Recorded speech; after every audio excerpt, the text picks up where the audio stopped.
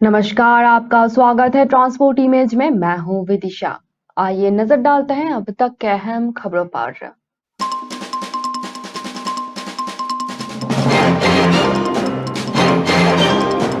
भारी बर्फबारी के बीच भारत जोड़ो यात्रा का समापन इवेंट।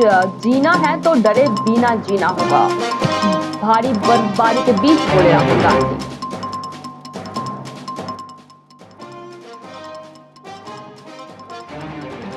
अगले 2 घंटे में तूफान के साथ बदलेगा एनसीआर और यूपी का मौसम। तेज बारिश का है अनुमान।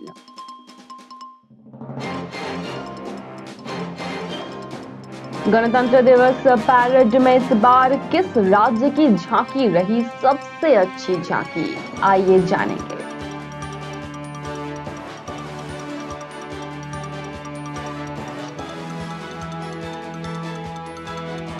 ना नगद ना उधार, लखनऊ के इस मॉल में सजा है फ्री कपड़ों का बाजार।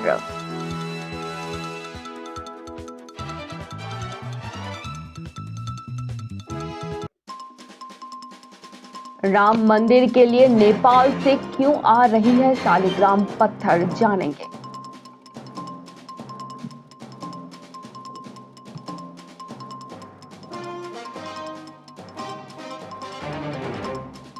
रियल लाइफ में बन गई एक दिन की दुल्हन, शादी के अगले सुबह ही हो गई मौत।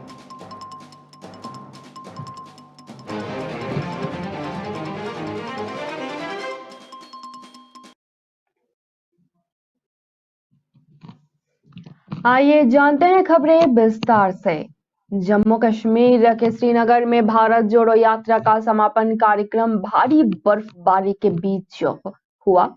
कांग्रेस सांसद राहुल गांधी भारत जोड़ो यात्रा का समापन समारोह खराब मौसम के बीच ही शुरू किए। नेशनल कॉन्फ्रेंस के उमर अब्दुल्ला और जम्मू कश्मीर पीपल्स डेमोक्रेटिक पार्टी यानी कि पीडीपी के महबूबा मुफ्ती ने भारी बर्फबारी के बीच इसमें भाषण दिया। कांग्रेस ने भारत जोड़ो यात्रा के समापन समारोह के लिए शेर कश्मीर क्रिकेट स्टेडियम में एक मेगा रैली का आयोजन किया।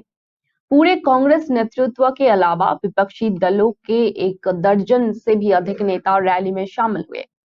हालांकि बर्फबारी ने श्रीनगर जम्मू राष्ट्रीय राजमार्ग को बंद कर दिया था और हवाई यातायात को भी बाधित किया।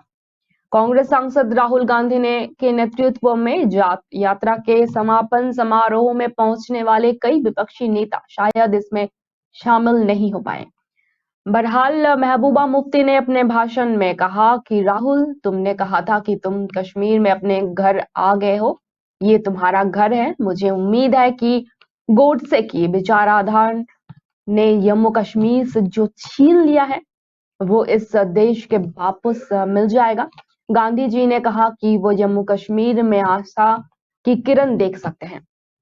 आज देश राहुल गांधी में वो आशा की किरण देख सकता है।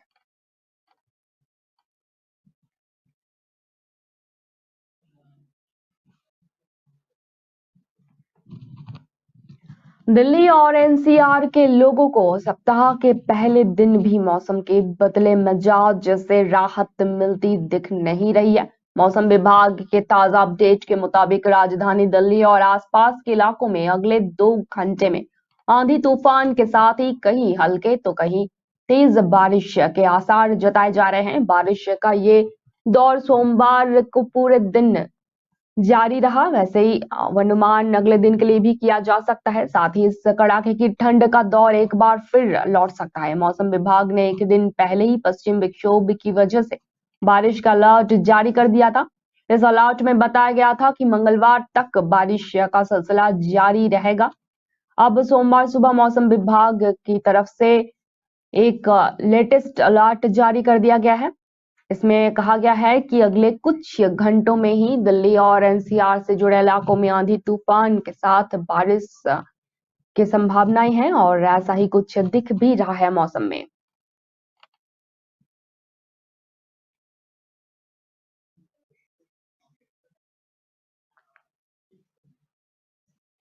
देश की राजधानी दिल्ली में कर्तव्य पथ पर इस बार 17 राज्यों की झांकियां दिखाई गई। इन सबसे में इस बार रखे गणतंत्र दिवस पैरेड में शामिल गुजरात की झांकी ने बाजी मार ली। सरकार द्वारा माई गवर्नमेंट के जरिए कराई गई वोटिंग में गुजरात की झांकी को 30% लोगों ने पसंद किया है, जबकि उत्तर प्रदेश की यह झांकी दूसरे स्थान पर रही, उन्हें 22% लोगों ने पसंद किया। महाराष्ट्र राज्य की तरफ से पैरेड में शामिल हुए झांकी को 7% लोगों ने पसंद किया, जबकि असम और जम्मू कश्मीर की झांकी को 6% लोगों ने पसंद किया है। दरअसल इस बार गणतंत्र दिवस पैरेड समारोहों में 17 राज्यों के तरफ से पैरेड में शामिल किए गए झांकी उनके राज्य की पहचान के तौर पर थी। गणतंत्र दिवस पैरेड में उत्तर प्रदेश की झांकी में अयोध्या में मनाई जाने वाली दीपावली को दिखाया गया। वहीं हरियाणा की झांकी में भगवत गीता पर आधारित डिजाइन को दर्शाया गया। झांकी में भगवान कृष्ण को अर्जुन के सारथी के रूप में और उन्हें गीता का ज्ञान देते हुए दिखे। गुजरात की झांकी में स्वच्छ हरित ऊर्जा कुशल गुजरात विषय पर ऊर्जा के नवीकरणीय स्रोत को दिखाया गया, जबकि कर्तव्य पथ पर उत्तराखंड की झांकी में कावेट नेशनल पार्क और अल्मोड़ा के जागेश्वर धाम को प्रदर्शित किया गया।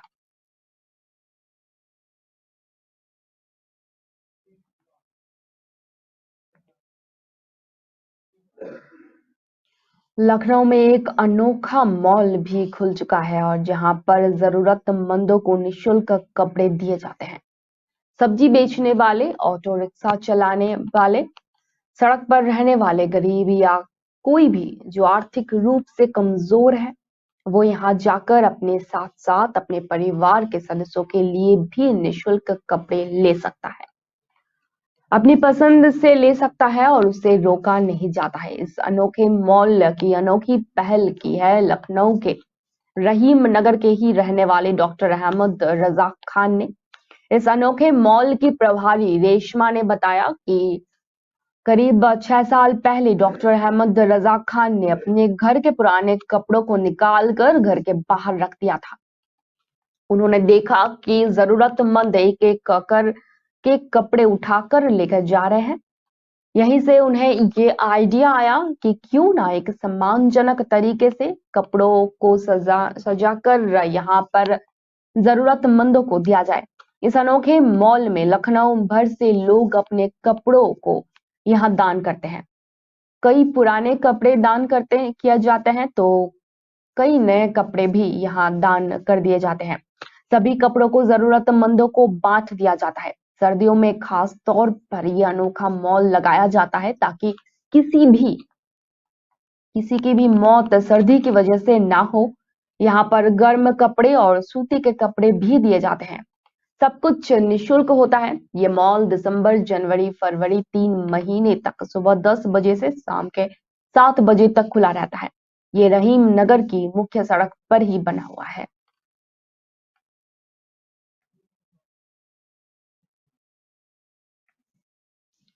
भगवान राम लल्ला के मंदिर में अचल मूर्ति के तौर पर स्थापित की जाने वाली प्रतिमा को लेकर भगवान निर्माण समिति की 2 दिवसीय बैठक श्री राम जन्मभूमि परिसर और श्री राम जन्मभूमि तीर्थ क्षेत्र ट्रस्ट के अकाउंट डिपार्टमेंट में चली। इस बैठक में चर्चा हुई कि मां जानकी के नगर नेपाल की कंटकी नदी से भगवान राम लल्ला की नगरी लाया जा रहे शालिग्राम पत्थर को लेकर मंथन हुआ। श्री राम जन्मभूमि तीर्थ क्षेत्र ट्रस्ट के महासचिव चंपत राय की माने तो भगवान राम लल्ला की अचल मूर्ति के तौर पर शालिग्राम पत्थर का उपयोग किया जा सकता है। हालांकि उन्होंने मूर्ति कला के विशेषज्ञ और मूर्ति निर्माण करने वालों के पाले में गेंद डाल दी है। उन्होंने ये जरूर कहा है कि नेपाल के लोगों की श्रद्धा सिर माथे पर अगर भगवान राम लल्ला की अचल मूर्ति के लिए सबसे उपयुक्त पत्थर शालिग्राम पत्थर हुआ तो फिर मां जानकी के नगर से भगवान राम के आकार के लिए लाए गए पाषाण का उपयोग निश्चित ही किया जाएगा। श्री राम जन्मभूमि मंदिर में स्थापित होने वाली रामलल्ला की मूर्ति के लिए नेपाल देश के काली गंडकी नदी के तट से शालिग्राम पत्थर आएंगे। जिसे नेपाल देश के संत अयोध्या को उपहार स्वरूप दे रहे हैं। इस आशय की जा रही है कि श्री राम मंदिर निर्माण समिति की 2 दिन की बैठक के बाद श्री राम जन्मभूमि तीर्थ क्षेत्र ट्रस्ट महासचिव चंपत राय ने दी। निर्माण समिति की बैठक इस बार रामलला की मूर्ति के स्वरूप बैठक की विशेषता यही रही कि 2 दिन में निर्माण समिति की बैठक 3 अलग अलग चरणों में अलग अलग स्थानों पर हुई, जबकि राम मंदिर निर्माण कार्यशाला में सदस्यों और श्री राम जन्मभूमि परिसर में तकनीकी एक्सपर्ट्स की दोपहर के बाद एक साथ बैठक की गई।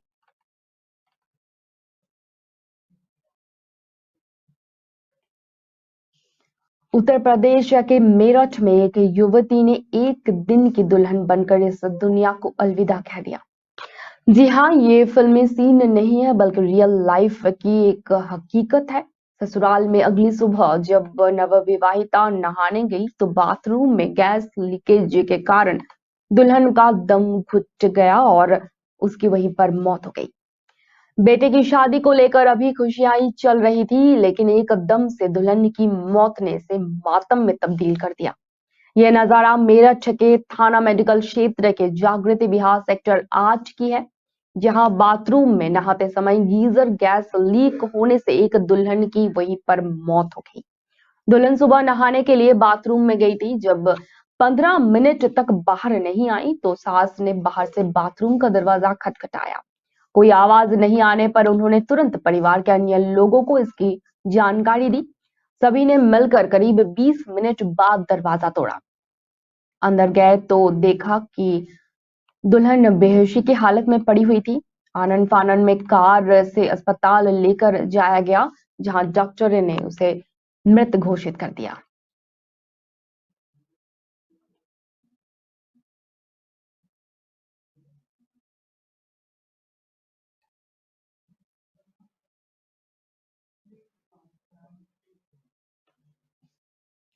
कानपुर चिड़ियाघर से गायब हुए 250 किलो की तिजोरी आखिरकार चिड़ियाघर के अंदर मिल गई है। इसको चिड़ियाघर के अंदर मौजूद लकड़ी के पुल के नीचे एक गड्ढेनुमा जगह में छुपा कर रख दिया गया था। इसको कूड़े की गाड़ी में डालकर ले जाने की तैयारी चल रही थी। वहीं पुलिस की जांच में ये अलमारी मिल गई है। इसमें मौजूद कैश, जरूरी फाइलें भी मिल गई हैं।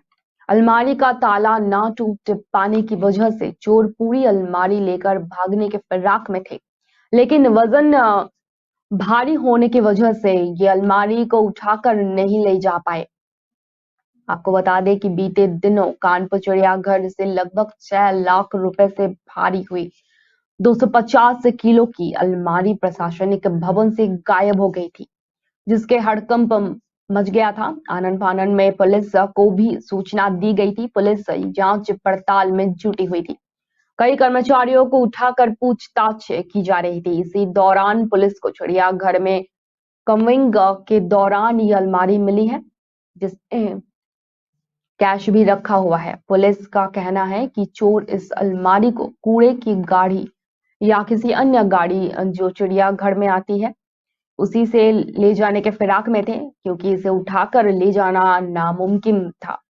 वहीं जब ये मामला पुलिस तक पहुंच गया तो कर्मचारियों को इसको ले जाने का मौका नहीं मिल पाया और वो इसको वहीं छिपा कर रख गए।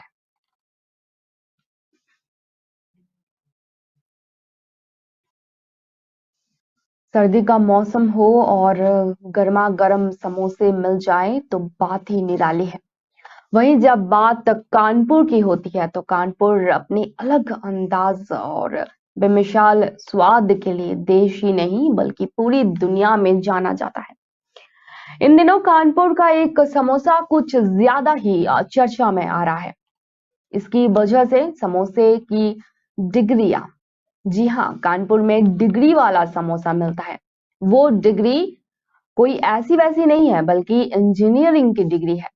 हर कोई इसका नाम सुनकर अचंभ में पड़ जाता है कि आखिर समोसे ने इंजीनियरिंग कैसे कर ली, इसका मेल मिलाप कैसे है। तो चलिए जानते हैं कि कैसे समोसे ने इंजीनियरिंग कर ली। कानपुर के रहने वाले अभिषेक कुमार ने राजस्थान टेक्निकल यूनिवर्सिटी से बीटेक किया। 2020 में उनका बीटेक पूरा हुआ, जिसके बाद उन्होंने कई जगह जॉब की, लेकिन उनका मन जॉब में नहीं लग रहा था। कोरोना काल के समय में जब सब कुछ बंद था, तो उन्होंने सोचा कि उन्हें कुछ बड़ा करना है और कुछ स्टार्टअप करना है।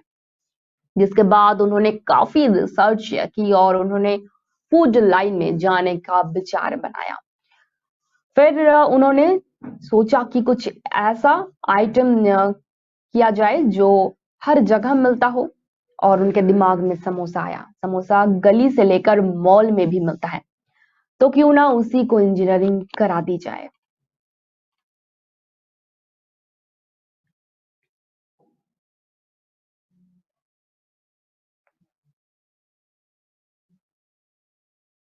जम्मू कश्मीर के श्रीनगर में भारत जोड़ो यात्रा के खत्म होने के बाद कांग्रेस सांसद राहुल गांधी और उनकी बहन पार्टी महासचिव प्रियंका गांधी वाड्रा ने पार्टी कार्यालय में तिरंगा फहराने के बाद कुछ हल्के फुल्के मूड में दिखे। दोनों ने एक दूसरे के ऊपर ताजा बर्फ फेंकी और हंसी मजाक के कुछ पल बिताए। कांग्रेस ने इस पल की कुछ तस्वीरों को ट्वीट करते हुए कहा है कि यात्रा का समापन, श्रीनगर की बर्फबारी और अपनेपन की कुछ तस्वीरें। पार्टी ने सुबह यात्रियों के साथ नाचते गाते कुछ और ऐसे ही तस्वीरें भी शेयर की। एक सोशल मीडिया यूजर ने कहा कि भाई बहन का ये प्यार, लगाव, स्नेह अनमोल है, बेशकीमती है, जिसकी कीमत ब्रह्मांड की कोई ताकत नहीं लगा सकती। कांग्रेस के ट्विटर पर कहा गया कि दरअसल जब आप किसी नेक काम के लिए नेक इरादे लेकर निकलते हैं, तो जब समापन की घड़ी आती है और लगता है कि कदम मजबूती से रखा गया, तो आपके भीतर से एक उत्साह जन्म लेता है। वही आज श्रीनगर कैंप साइट पर राहुल गांधी और यात्रियों के साथ भी ऐसा ही कुछ हुआ। इतनी लंबी यात्रा अपनों के साथ और दुआओं के बिना मुमकिन ही नहीं हो पाता। यह अपनापन ही है असली भारतीयता। यहाँ रिश्ते बंधन नहीं, मजबूती है।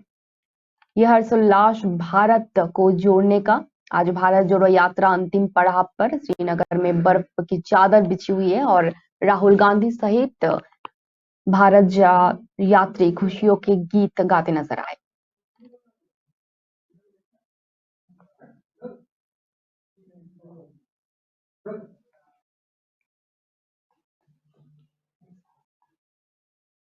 सुन्नी स्टूडेंट्स फेडरेशन यानी कि एसएस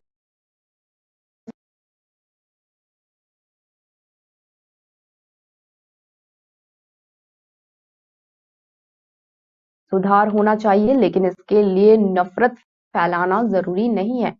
समस्त केरल जैम इथौला उल्लैम के एपी कंथापुरम अबूबकर मुस्लिम यारगूट के छात्र संगठन एसएसएफ के राज्य सम्मेलन में रविवार को एक प्रस्ताव पारित किया गया, जिसमें कहा गया कि सरकार की नीतियों का विरोध करने के लिए देश को बदनाम करने की कोई जरूरत नहीं है। सम्मेलन में इस बात पर जोर दिया गया कि सरकार की नीतियों में सुधार की आवश्यकता है, लेकिन इसके लिए देश को बदनाम नहीं किया जाना चाहिए। प्रस्ताव में यह भी कहा गया है कि इस्लाम नफरत को फासीबाद की ओर मोड़ना और उसकी हिंसक प्रकृति को देश के खिलाफ नफरत में बदलना स्वीकार नहीं कर सकता। सम्मेलन में पारित प्रस्ताव में लिखा गया कि सत्ता में बैठी सरकार में सुधार होना चाहिए, लेकिन देश के खिलाफ नफरत पैदा करके नहीं।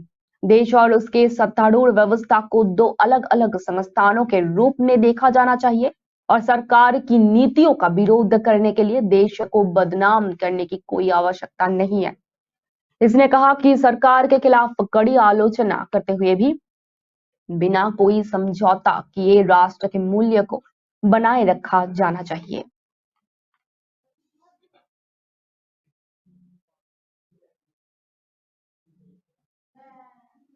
देश की सुरक्षा को प्राथमिकता पर रखते हुए बॉर्डर इलाकों पर सड़कों का जाल बढ़ाया जा रहा है।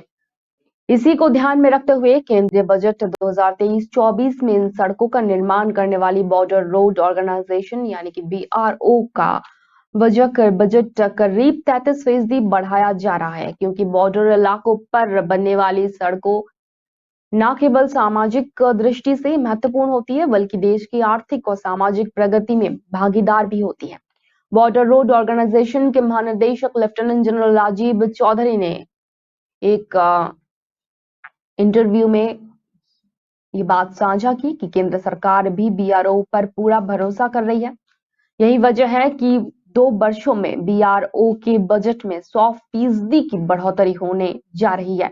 2 साल तक के पहले तक जीएस रोड यानी कि जो सेना को लेकर सड़कें बनाई जाती थी उसके लिए 2500 करोड़ रुपए का बजट था। पिछले बजट में 40% बढ़ाकर वो 3500 करोड़ कर दिया गया और इस बार बजट 5000 करोड़ होने वाला है। यही वजह है कि बीआरओ ने पिछले दिनों विश्व स्तर पर कई उपलब्धियां हासिल की हैं, जो देश के लिए गर्व का विषय है। मौजूदा समय बीआरओ के प्रोजेक्ट 11 राज्यों और 3 यूटी में चल रही है।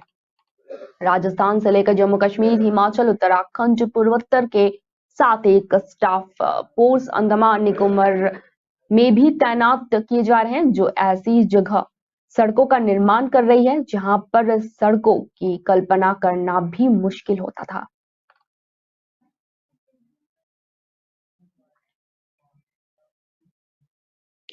केंद्र सरकार ने मंगलवार से शुरू हो रहे सांसद के बजट सत्र से पहले सोमवार को सर्वदलीय बैठक बुलाई। ये बैठक दोपहर 12 बजे संसद भवन परिसर में हुआ। संसदीय कार्य मंत्री प्रहलाद जोशी और केंद्रीय मंत्रियों और संसद के दोनों सदनों में पार्टियों के फ्लोर लीडर्स इनमें हिस्सा लिए। सर्वदलीय बैठक में सरकार बजट सत्र के दौरान संसद के दोनों सदनों के सुचारू कामकाज को सुनिश्चित करने के लिए सभी राजनीतिक दलों के सहयोग मांगे। संसद का बजट सत्र 31 जनवरी से शुरू होगा। बजट सत्र की शुरुआत सुबह 11 बजे सेंट्रल हॉल में लोकसभा और राज्यसभा की संयुक्त बैठक में राष्ट्रपति द्रौपदी मुर्मू के अभिभाषण से होगी। बजट सत्र के पहले दिन दोनों सदनों में आर्थिक सर्वेक्षण यानी कि इकोनॉमिक सर्वे भी पेश किया जाएगा। 1 फरवरी को केंद्रीय बजट पेश किया जाएगा। विपक्षी दलों से इस सर्वदलीय बैठक के दौरान अपनी चिंता के मामलों में उठाने और बजट सत्र के दौरान उठाने जाने वाले मुद्दों को सरकार के सामने रखने की उम्मीद है। इसके बाद दोपहर में एनडीए के फ्लोर लीडर्स की बैठक भी सदन में सहयोग की रणनीति के लिए ही होगी।